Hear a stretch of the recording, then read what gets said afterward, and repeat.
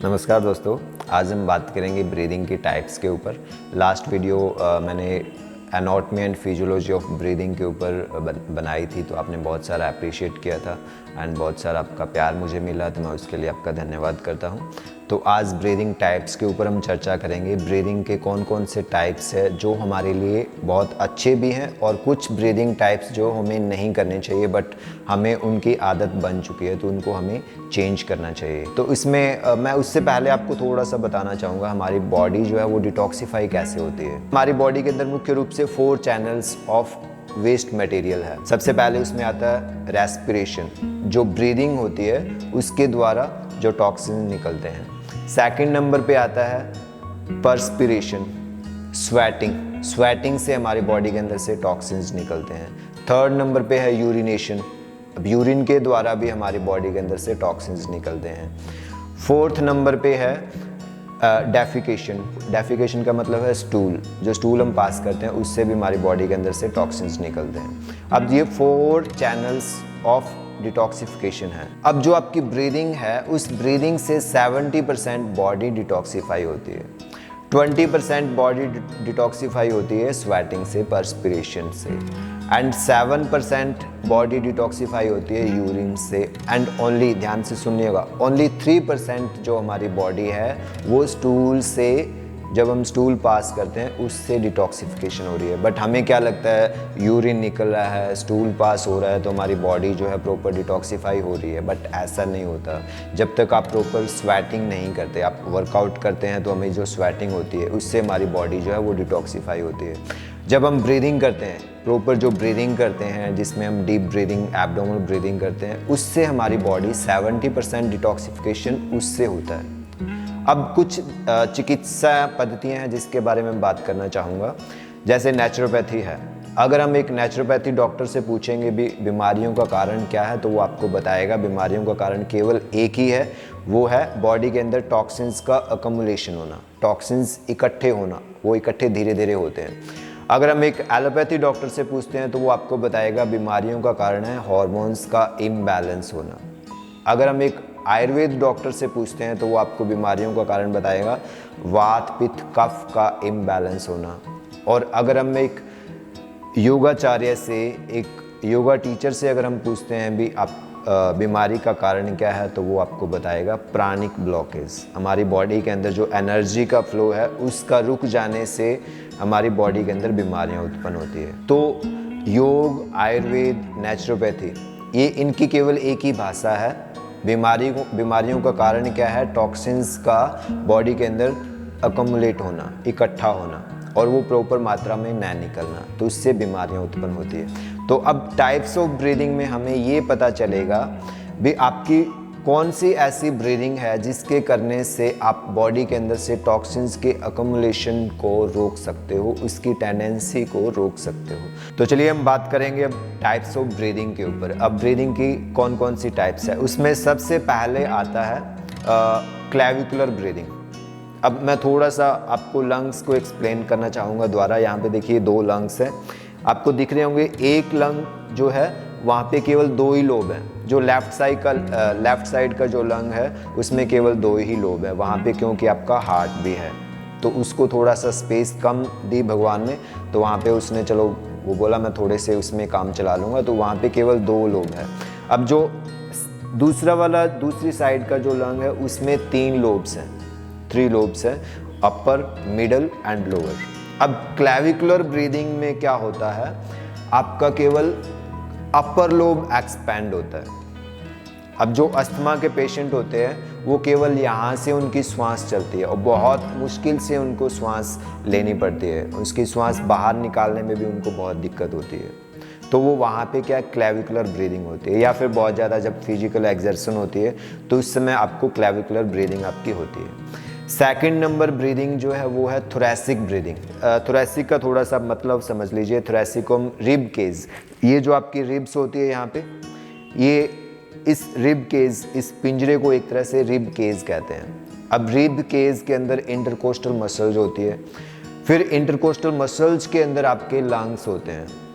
अब वो पहले आपके लंग्स को सिक्योरिटी कौन देता है? आपके रिब्स देते हैं, फिर उसके बाद भी उसको और सिक्योरिटी देते हैं आपके इंटरकोस्टल मसल्स, फिर और उसके अंदर होते हैं लंग्स। तो लंग्स का जो ये थोरैसिक रीजन है, थोरैसिक ब्रीदिंग में क्या होता है, आपकी थोरैसिक एक्सपेंशन एंड कॉन्ट्रैक्शन होती है। मतलब आपका जो मिडल लोब है लंग्स का वो एक्सपैंड होता है एंड कॉन्ट्रैक्ट होता है। एक्सपैंड तो मैक्सिमम यूज हम केवल अपर लोब और मिडल लोब यूज करते हैं थोरैसिक ब्रीदिंग में। थोरैसिक ब्रीदिंग भी बहुत ज़्यादा जब फिजिकल एक्सर्शन होती है तब होती है, जब हम गेम्स वगैरह प्ले करते हैं तब हमें थोरैसिक ब्रीदिंग होती है, जब हमें एनर्जी ज़्यादा चाहिए होती है तब हम चेस्ट ब्रीदिंग या फिर थोरैसिक ब्रीदिंग करते हैं।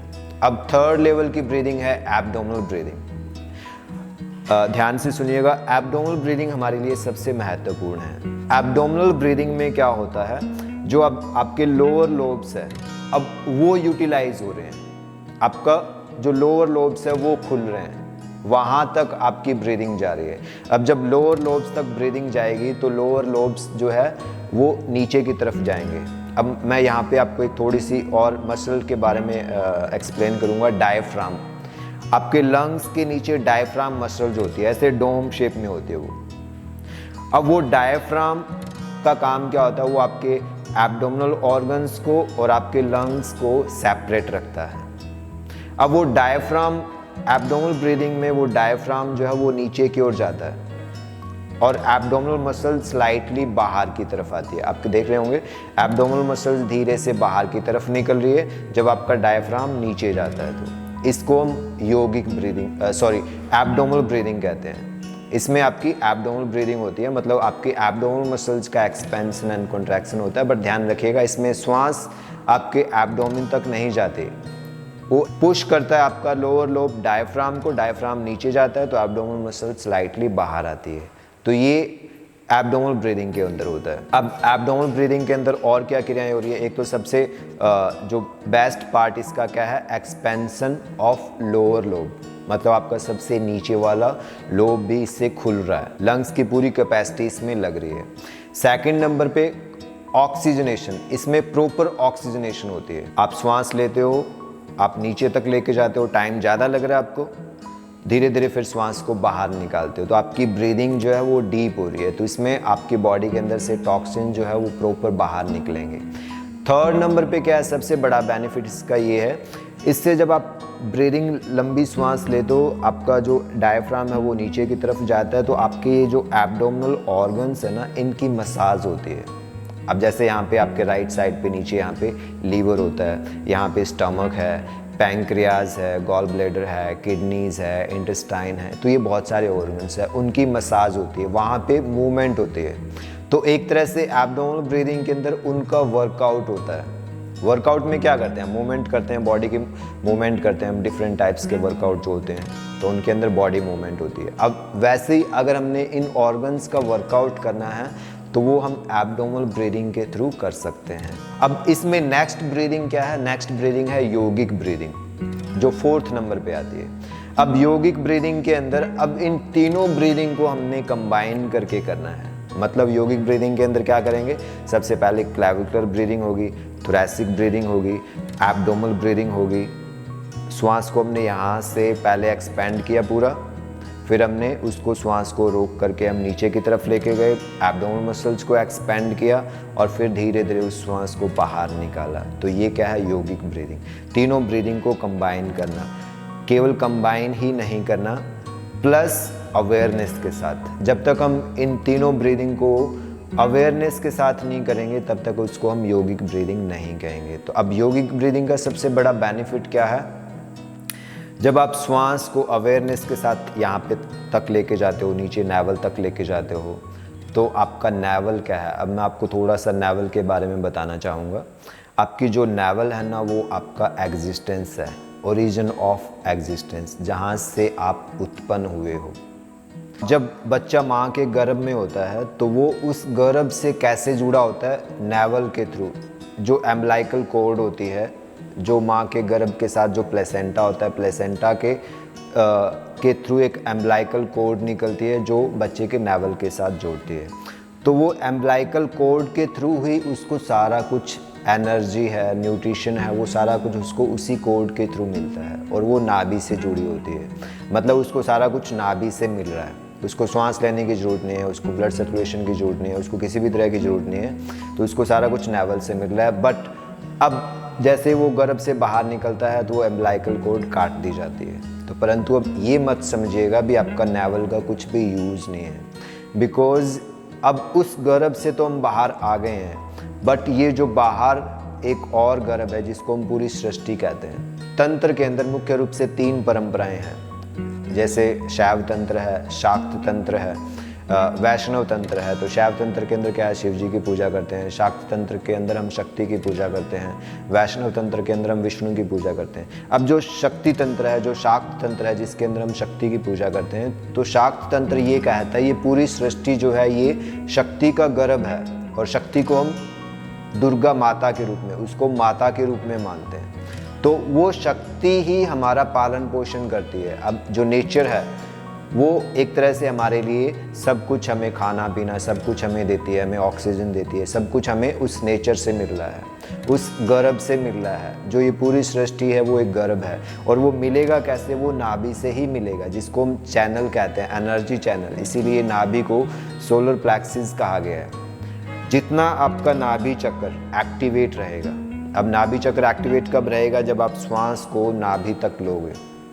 अब किसी भी चीज़ को जब हम एक्टिवेट करवाते हैं तो इसको हम हिलाते हैं, डुलाते हैं। अब कोई बंदा सोया हुआ, उसको अगर एक्टिवेट करना हो तो कैसे करेंगे, उसको कैसे जगाएंगे, हम उसका पैर हिलाएंगे, ऐसे ऐसे करेंगे। वैसे ही जब श्वास बार बार वहाँ पे जाती है तो हमारा नाभि चक्र जो है वो एक्टिवेट रहता है।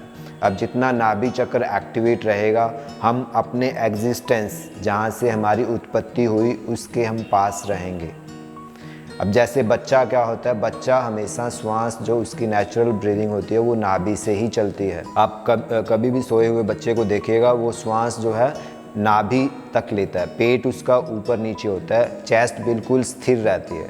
परंतु हम जब बहुत ज़्यादा स्ट्रेस में, एंग्जाइटी में, एंगर में होते हैं तो हमारी ब्रीदिंग जो है वो चेस्ट ब्रीदिंग होती है। बट आप भी एक्सपेरिमेंट कीजिएगा, जब आप भी बिल्कुल शांत होकर के चेयर के ऊपर बैठोगे, आंखें बंद कर लीजिए और फिर आप पाएंगे अपने आप को भी, आप श्वास आपकी जो है वो नाभि तक चलने लग गई है और पेट ऊपर नीचे होने लग गया है, आपकी ब्रीदिंग जो है वो डीप हो गई है। तो इसलिए जितने आप शांत रहेंगे, ब्रीदिंग अपने आप डीप रहेगी। या फिर आप जितनी ब्रीदिंग को डीप कर लेंगे, आपका मन अपने आप शांत हो जाएगा। आपका क्रोध, आपका चिंताएं, आपके लोअर इमोशंस अपने आप विलीन होते जाएंगे, अपने आप ख़त्म होते जाएंगे। विचारों की भीड़ जो है वो अपने आप ख़त्म हो जाएगी। तो आप एक अपने आप को मेडिटेशन के लिए प्रिपेयर करेंगे, आपका कंसंट्रेशन बढ़ जाएगा। तो ये एब्डोमिनल ब्रीदिंग के बेनिफिट्स है। अब नेक्स्ट वीडियो में मैं चर्चा करूँगा लंग्स की कैपेसिटी कितनी है और जो एब्डोमिनल ब्रीदिंग करते हैं उसका इफ़ेक्ट आपके नर्वस सिस्टम, आपके हार्मोन्स के ऊपर किस तरह से पड़ता है, एंड एब्डोमिनल ब्रीदिंग की राइट टेक्निक क्या है। तो चलिए मिलते हैं नेक्स्ट वीडियो के साथ। धन्यवाद, नमस्कार।